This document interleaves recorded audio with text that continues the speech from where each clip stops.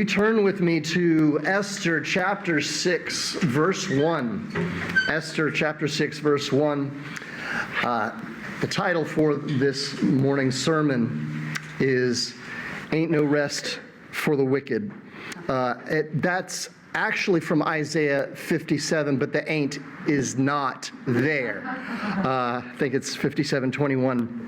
It's one of those sayings that that saying is one of the few things that a lot of unbelievers will agree with. There have been secular songs written to that effect. I mean, for goodness sake, it's the title of one of Ozzy Osbourne's songs. Okay, I think he meant it in a different way, but he's at least agreeing. But there ain't no rest for the wicked. That's why Haman has been busy. On that night, the king could not sleep, and he gave orders to bring the book of memorable deeds, the Chronicles, and they were read before the king, and it was found written how Mordecai had told about Bigthana and Teresh, two of the king's eunuchs who guarded the threshold and who had sought to lay hands on King Ahasuerus. And the king said, "What honor or distinction has been bestowed on Mordecai for this?" The king's young men who attended him said, "Nothing has been done for him." And the king said, "Who is in the court?" Now Haman had just entered the outer court of the king's palace to speak to the king about having Mordecai hanged on the gallows that he had prepared for him. And the king's men said, "Haman is here, standing in the court." And the king said, "Let him in." So Haman came in, and the king said to him, "What should be done to the man whom the king delights to honor?" And Haman said to himself, "Whom would the king delight to honor more than me?"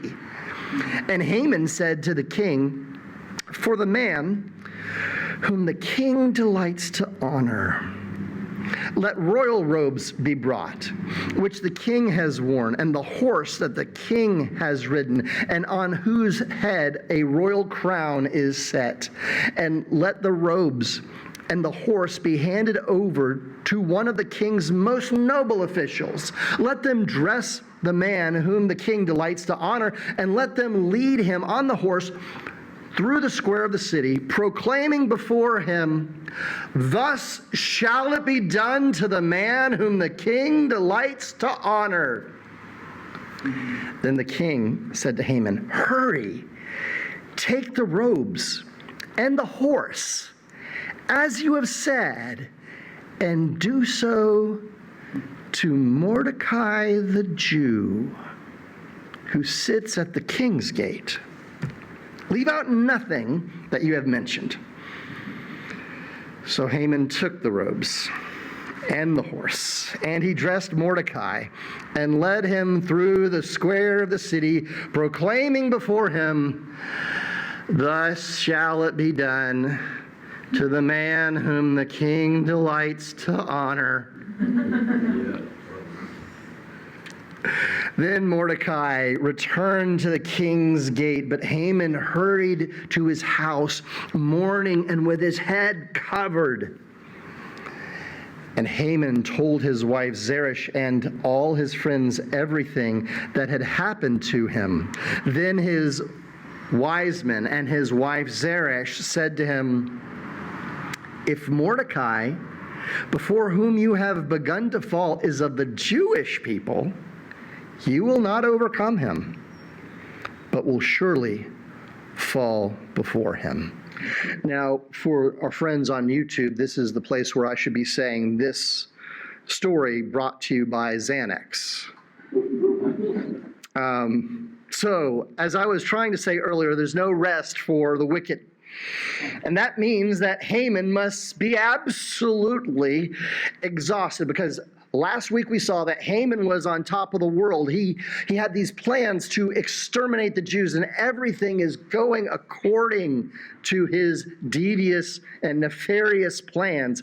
He'd gotten back from the private feast with King Xerxes and with Queen Esther, so he thought he was just keeping going up to the top. More and more honors were being laid before him. And so he sat down on his own family throne, and he called all of his friends and advisors and his wife and said, here's how wonderful I am. Here's all the great things that I've got going on. But there's just one thing. There's just one thing I can't be happy about. And it's the fact that that little guy, Mordecai, will not grovel before me. And so his wife and advisors, they said, well, kill him. I mean, isn't that what we all say when we've had a bad day at work? Just go to the king, have the guy put in your charge, and then execute him. Why don't you set up a 75-foot pole, a pike, a gallows, and just have him run through? It's quite disgusting when you think that this is a kind of, I guess this is just an average conversation that would happen in Haman's household that should scare us. But he loved the idea, so he set to it right away. And he's got to get these gallows put in place. So he gets all his carpenters or whoever. He's a powerful guy. He has people who can build this stuff. I mean, really, it's a pike. Let's not make this too complex, but let's make sure that this thing works.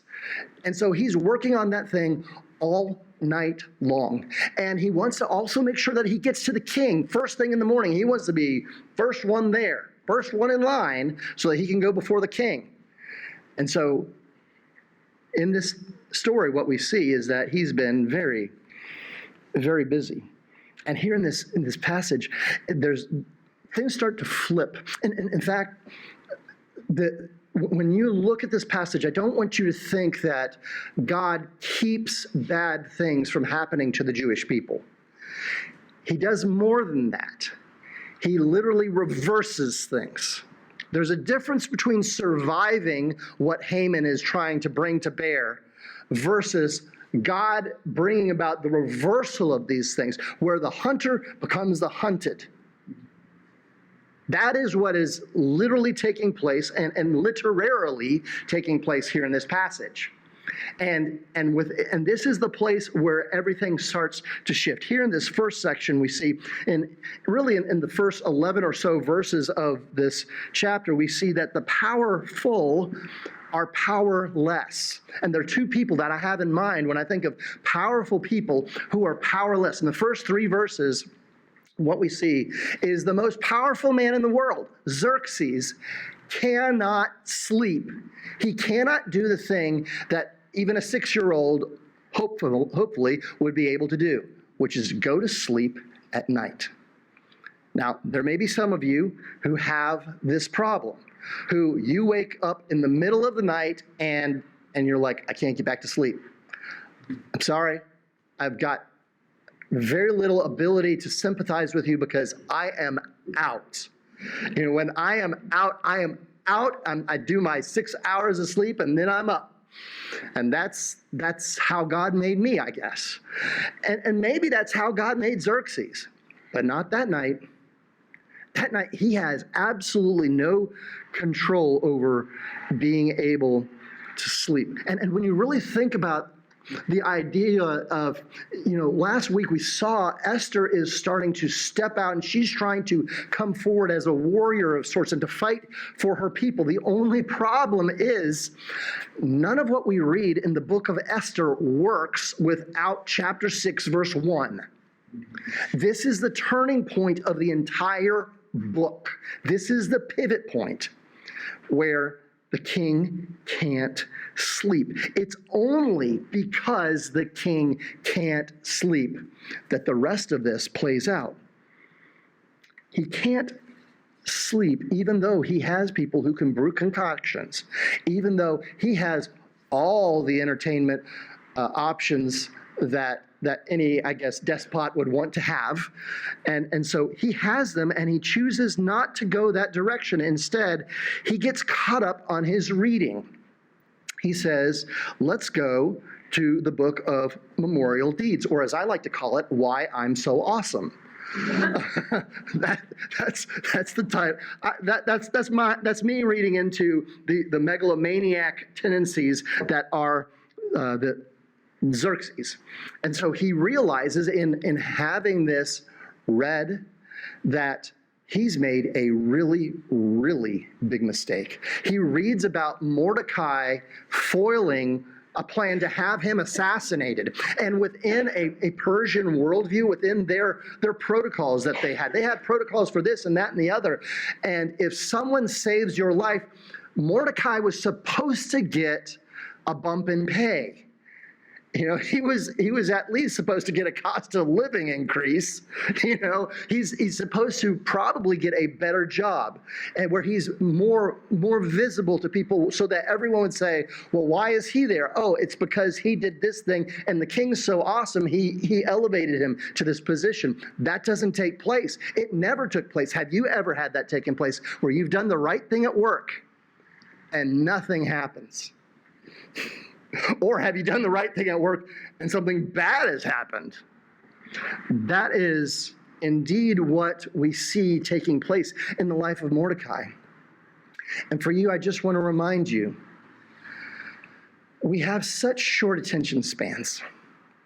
We compress things and we say that if God doesn't do X when I've done Y, and he doesn't do it quickly, then God doesn't love me, or God's not in control, or God doesn't care. That's not at all what we see here in the book of Esther. What we see is that God has a certain time that he wants Mordecai to be elevated. If he's elevated too soon, then the deliverance of his people won't take place. But since his elevation has been delayed, now something amazing is going to take place. But the king isn't the only one who is powerful, who is powerless in this passage. We also see that Haman is that as well. He hasn't slept either because he's evil, wicked, mean, nasty, all those things. He's all those things, and so he can't possibly sleep because there ain't no rest for the wicked. He enters the courtyard where Xerxes consults with the scribe or whoever he was talking with, and he hears that Haman's here. Oh, Haman's here. Perfect. He's the one who's going to know what we absolutely need to do. Tell Haman, you're my most trusted advisor. How am I supposed to honor someone who I'm really, really happy with? And Haman says to himself, well, obviously, that's me. So let's at least make sure I line things up the correct way. And it's kind of, as you read this, it's like Haman's like, he's childish. He's like a little boy. He's saying, I want to wear Michael Jordan's jersey, or insert person. In the musical line of things, Jacob, have you signature series? Like for me, if I got a Fender jazz bass, the Geddy Lee signature series. Well, surely that's going to help me become a better bass player.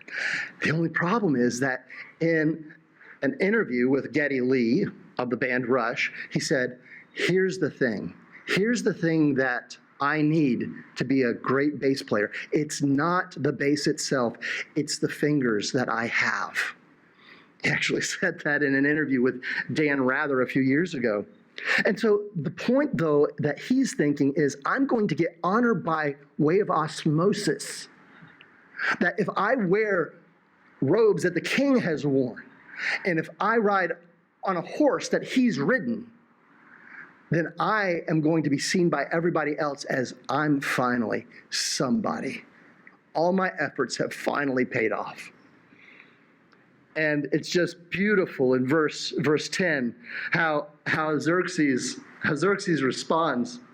He says, hurry, take the robes and the horse, as you have said. It's almost like the author is delaying the very thing that we want to hear. And do so to Mordecai the Jew. Now, doesn't this kind of mess up the plot to have all of the Jews annihilated? I mean, because here you have a person who's being honored by the king, and yet the king is going to have them eliminated 10 months from now? Is that really what's going to have? Is that really what's going to happen? Well, Xerxes doesn't know that Haman has this blood feud going on with Mordecai. He is absolutely isolated, so he doesn't know the thing that even an 8-year-old who is hanging around the city gates would know. Because he would know that Haman and Mordecai in the same room, same time, bad idea. They don't like each other at all. And so we see in this situation what the isolation of the king does. And so Haman, he follows the orders, and he is humiliated before the city, within the town square. Everyone knows that he's got it out for Mordecai. And I wish I could have been there. Wouldn't you like to just see the look on Haman's face? It must have, I don't know. It must have tasted like some of that gravel that they've been spreading out on that road this week, as he's talking. This is what the king does for people he likes. And also that means that he doesn't like me nearly as much as I thought he did. But God doesn't merely prevent a bad thing from happening here. We also see that he makes something good happen. And that's the second part of this. We see that the powerless become powerful. You see, there's a bit of this crisscrossing that takes place within the book of Esther. And it all starts in verse 1, and it becomes more and more fully formed by the time that you get to verse 13. But Mordecai, he's taking this upward trajectory. He's becoming great. Do a favor for me. Turn with me to chapter 9 in Esther. Chapter 9 in Esther at verse 4. I'm just going to steal one verse from there. So we'll get here later on, but I want you to see how Mordecai has become powerful. For Mordecai was great in the king's house, and his fame spread throughout all the provinces. For the man Mordecai grew more and more powerful.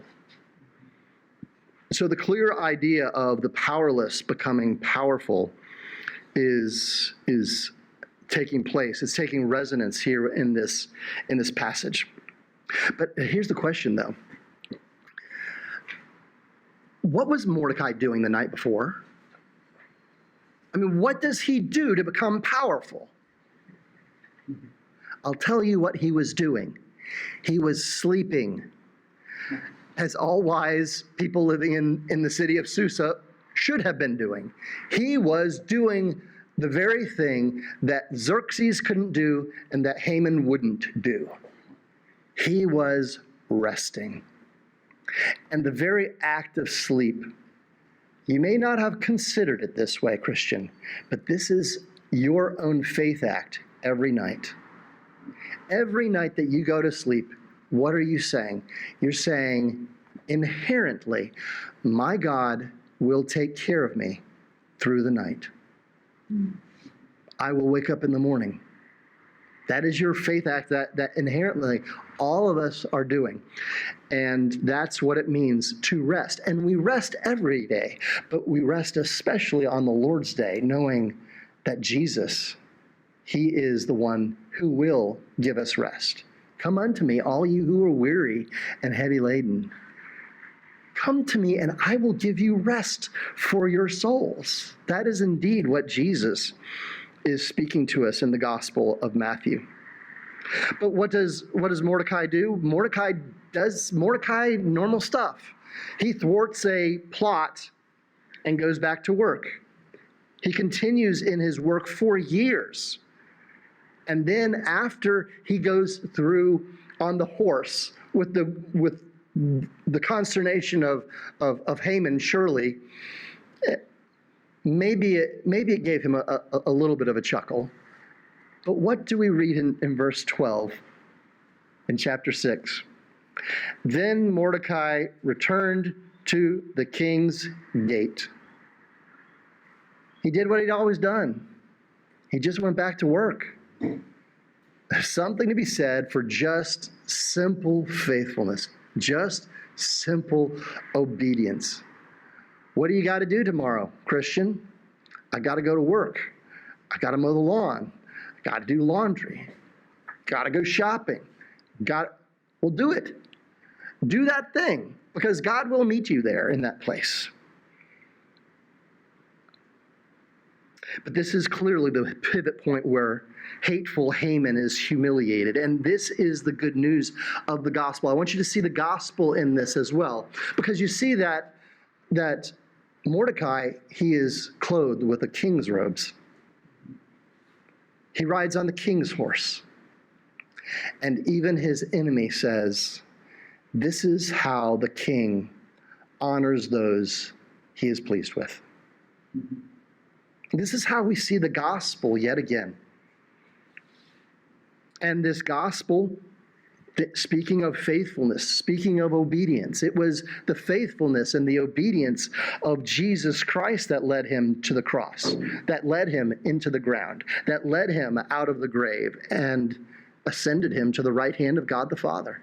And we know that he's coming back to judge all things and to make all things new and to make all things right. We know that he will do that too. Christian, you can rest in that.